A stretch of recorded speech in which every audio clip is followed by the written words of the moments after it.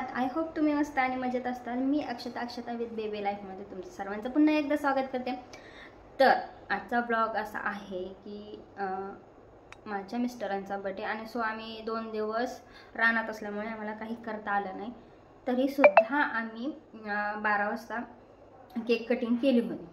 So आता मी म्हटलं त्यांना बोलले की मला काहीच इंटरेस्ट नाही ह्यावेळेस, काय झालंय काय माहिती, तर माझ्याकडून कोणतीही गिफ्टची अपेक्षा वगैरे काय करू नका, कारण का सध्या माझ्याकडे पैसे देखील नाही आहेत असं त्यांना म्हणलं। ओके, तर पहिल्यापासून त्यांना वाटतं की मला केक बनवायला येत नाही। जसं की लॉकडाऊनमध्ये वेगळी गोष्ट होती की लॉकडाऊनमध्ये आमच्या गावी सर्वांनी केकचा क्लास केला होता आणि तसेच बघून बघून सर्वांनी केक शिकले होते। सो मी करत होते लॉकडाऊनमध्ये केक। तर काल लग्न होतं, सो पप्पांनी ते माझे जे भांडे वगैरे होते ते घेऊन आले। ओके, तर मग मी ते सामान वगैरे सगळंच आणलं, फक्त व्हिपिंग क्रीम राहिली होती। सो येता येता मी आता घेतले आणि मी केले, आणि करता करता अचानक क्रीम शिल्लक राहिल्या कारणाने माझ्या डोक्यात आलं की चला आपण प्रँक करूया। तर प्रँक करण्यासाठी आधी व्हिडिओ बघा तुम्ही।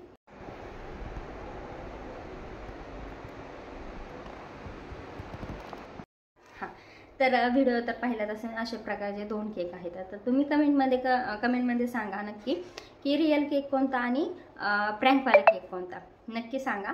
आणि तुम्हाला समजेल शेवटपर्यंत की प्रँकवाला केक कोणता होता। सो रेसिपी दाखवते आणि त्यापुढे ब्लॉग कंटिन्यू करू आपण। Okay, bye.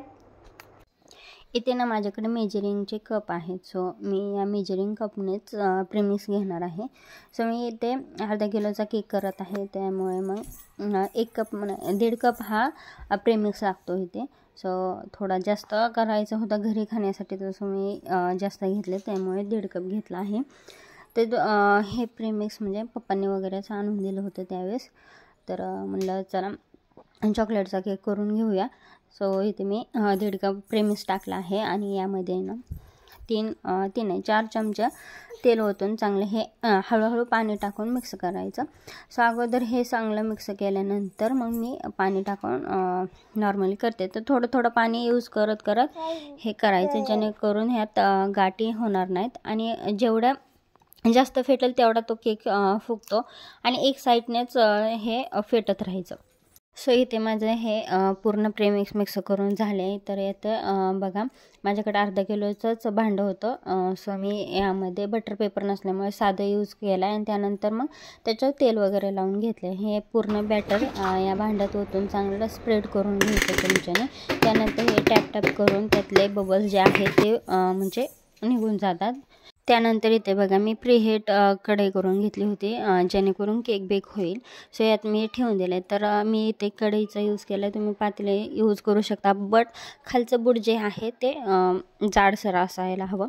सो इथे शुगर सिरप करायला तयार घेते। तर एका वाटीत 4 चमचा साखर टाकून थोडंसं पाणी टाकून साखर विरघळेपर्यंत हे करायचं, बाहेर ठेवायचं। त्यानंतर हे थंड करायचं, फ्रीजमध्ये ठेवा। सो इथे मी साखर विरघळायला ठेवलीच होती, तोपर्यंत इकडे बघा मी 2 कप मी क्रीम यूज करते। तर इथे मी क्रीम काढली आहे आणि हे पातेलं जे आहे ते मी अगोदरच फ्रीझरमध्ये ठेवलं होतं, जेणेकरून थंड आणि क्रीम बीट करायला सोपं जाईल। सो इथे क्रीम मी बीट करत होते आणि क्रीम बीट करताना नेहमी डायरेक्ट फास्ट स्पीडने बीटर चालवायचं नाही। So 1 number 2 number 3 number 4 number अशा ह्याने बीट करत राहायचं। ते खटका असतं त्याच्यावरती पॉईंटने ते बीट करत राहायचं। सो इथे मी कंप्लीट 10 मिनटं हे बीट करत होते। तर त्यानंतर बघा असे हळूहळू क्रीम फेटत राहायची, एक साईडनेच पूर्णपणे एक साईडनेच घेत राहायचं, त्यामुळे लवकरच क्रीम बीट होत जाते।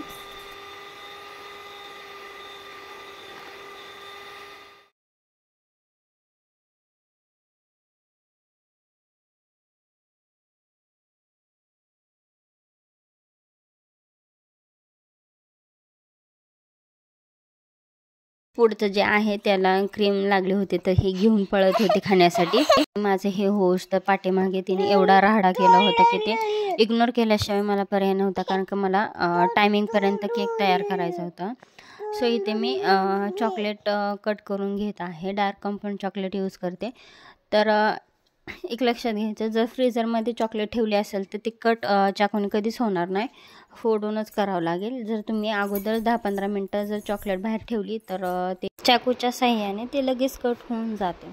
सो इथे मी त्यात क्रीम वगैरे टाकून ते डबल मेथडने तुम्ही चॉकलेट मेल्ट करू शकता. जर माझ्यासारखे आळशी असाल तर ते वाटीसकट डायरेक्ट गॅसवरती ठेवून आपण ते मेल्ट करून घेऊ शकता. ओके, तो मी इथे मेल्ट करून घेते आणि इथे बघा मस्तपैकी असं मेल्ट झाले 2 मिनटातच आणि किती लिक्विड फॉर्ममध्ये झाले. सो हे वरनं आपल्याला गार्निशन करता येतं. सो मी हे बाजूला ठेवते थंड व्हायला. आणि इथे बघा केक पूर्ण 20-25 मिनटं झाले होते. सो मी बघायला घेतलं तर इथे बघा पूर्ण असा बेक झाला आहे केक. जवळनं दाखवते तुम्हाला. आणि नेहमी बघताना ना मधोमध चाकू वगैरे किंवा टूथपिक घालून बघायचं, कारण कडला तर ते बेक होतंच, पण मधोमध जर कच्चं राहिलं तर तो केक पूर्ण बेक होत नाही. सो इथे बघा पूर्णपणे चॉकलेट दिसायला लागले हे. तर हे थंड झाल्यानंतर इझिली निघू शकतं. जर आता 10-15 मिनटांनी हे पूर्ण थंड झाल्यानंतर पाहू शकता चाकूने कट केलं कड्याने आणि हे आजच्या सहजासहजी निघला. आणि खालचा कागदही देख. तर इथे बघा किती स्पंच असा झाला आहे केक मस्तपैकी. सो आता मी इथे कट करायला घेते, लेअर करते, कारण का टाईम भरपूर कमी होता माझ्याकडं. सो त्यामुळे फास्ट करायला घेतलं. तर अगोदर मी हे ना चाकूने थोडं बाजूला कट करून म्हणजे लाईन मारून घेते. त्यानंतर मग ते दोऱ्याने कट करायचं. सो गोल आकारात दोरा घालायचा आणि अलटीपलटी करून दोरा बाहेर काढायचा, तर ते इझिली कट होऊन जातं. कारण का चाकूने जर आपण करायला जाईल तर वर खाली होतं, ते एकसारखं होत नाही. तर इथे एक लेअर काढली, तसेच मी बाकीचे बी लेअर काढून घेते. तर इथे मी 3 लेअर काढून घेते. तर तुम्हाला 2 हवे असतील तर 2ही करू शकता, 3 करायचे असतील तर 3 करू शकता. सो जास्त पातळही नाही आणि जास्त जाडसरही नाही. तर मीडियम आकाराचे हे केलं. आणि स्पंज बघा जवळनं तुम्ही. सो आता इथे मी क्रीम वगैरे बेस करून घेते ह्याचा. तर ह्या अगोदर मी खाली बघा थोडंसं नॉर्मली क्रीम लावते, जेणेकरून हा केक हलणार नाही. सो वरचा जो बेस असतो पहिला जो कट केलेला तो खाली ठेवायचा नेहमी, जेणेकरून वरती हे करता येईल. सो इथं मी शुगर सिरप टाकते ह्याच्यावरती. आणि त्यानंतर मग आपल्याला पूर्णपणे सगळीकडून करायचं आहे शुगर सिरप, जेणेकरून खाताना ते विरघळला जाईल केक. तर मग इथे मी पाईपमध्ये क्रीम भरून घेते. आणि नोझल कुठलं यूज केलं होतं तेच माझ्या लक्षात नाही. सो मी टाकलं होतं जसं आहे तसं. आणि त्यानंतर मग इथे राऊंड करून क्रीम करते. जास्त क्रीम यूज नाही करत आहे, कारण का वरनं फक्त जास्त क्रीम लावायची आहे. सो आतमध्ये नॉर्मलीच. तर इथे क्रीम स्प्रेड करून घेते मी. त्यानंतर इथे चॉकलेट सिरप टाकते, जे की आपण मेल्ट केलं होतं चॉकलेट आणि क्रीम टाकून. तर हे पण टाकल्यानंतर यात थोडेसे चॉकलेट जे की खिसून घेतले आहेत आणि चोको चिप्स टाकते. सो मला व्हाईट कलरचे भेटले चॉकलेटचे, म्हणजे नव्हते. सो मग मी तेच यूज केले. त्यानंतर दुसरी लेअर टाकून आपल्याला रिपीट तीच प्रोसेस करायची आहे. शुगर सिरप टाकून क्रीम लावून त्यानंतर जे चॉकलेट सिरप आहे ते टाकून पूर्ण असे 3 लेअर करायचे आहे. शेवटच्या लेअरला फक्त चोको चिप्स आणि चॉकलेट सिरप टाकायचं नाही आहे आपल्याला. ओके, तर ते अगोदर मी ते बघा पूर्ण लेअर लावून घेतले. आणि पहिल्यांदा जे क्रीम आहे ते हलक्या हातानेच लावायची आणि थोडी थंड होऊन द्यायची. त्यानंतरच दुसरा बेस त्याच्यावरती लावायचा आहे क्रीमचा. सो इथे मी पहिला लेअर माझा झाला आहे, थंड करायला ठेवलं होतं. त्यानंतर हे मी दुसरी लेअर लावून ठेवलं. तर हे पूर्ण फिनिशिंग करायला घेतलं आहे. तर फिनिशिंग करत होते तर इकडे तनूचं पाठीमागं काय ना काय चालू होतं. ते पायपिंगमध्ये नोझल ठेवले होते, ते बाहेर टाकणं काढणं, परत ठेवणं परत काढणं हे करत होते. तिला बघत मला करायचं होतं, त्यामुळे भरपूर वेळ गेला.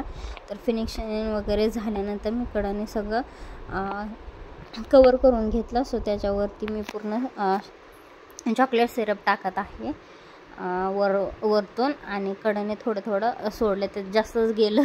एनिवेज घरीच खायचं होता. सो मी केलं ते आणि पूर्ण स्प्रेड करून घेतलं कडाने. त्यानंतर व्हाईट चोको चिप्स कडाने टाकत होते, कारण का डेकोरेशनला माझ्याकडे भरपूर सामान नव्हतं. जो आहे त्यातच मी कवर करायला घेतलं. तर हे पाईपिंग मी नोजल कुठलं यूज केलं होतं ते कळलं नाही. सो मी हे डॉट डॉट डॉट करत करत गेले खालच्या लेअरला. मग ठरवलं की वरतून बी करूया आपण. तर वरच्या साईडने बी मी डॉट डॉट देत देत करत गेले. सो एक थोडासा लुक आला वेगळा त्याला. तर इथे पहा पुन्हा असा लुक झाला आहे. तर केक कसा वाटला कमेंटमध्ये नक्की सांगा. तो हा आहे जो खरा केक. त्यानंतर प्रँक करायला घेतला.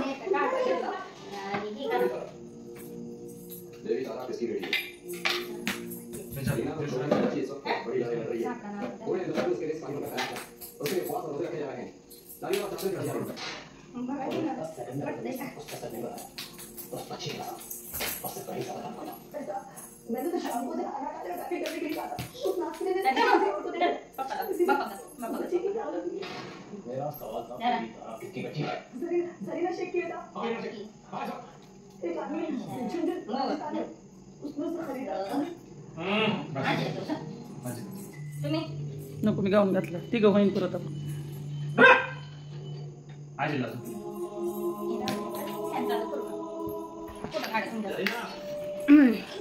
करा कट केक. फोटो काढलात मी आधीच. विजनच दिवा राहू दे. हा बास तनू करा केक कट.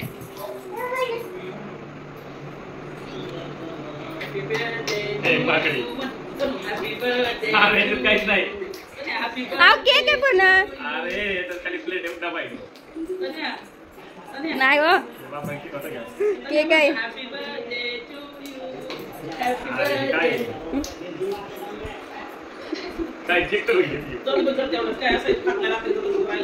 काय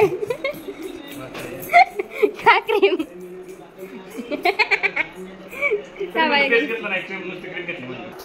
पटकन ये 5 मिनिटात ते खाऊन घेता पटापटा. तर तिला चार थोडं तानीला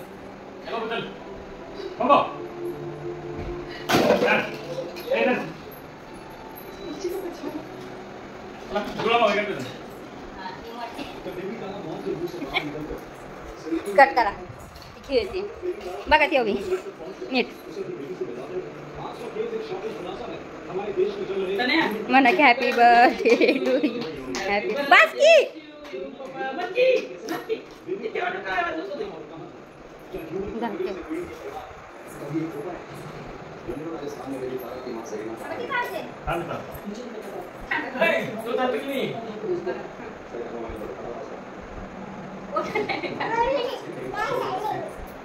पुरगी पण हसायला लागली तुम्हाला.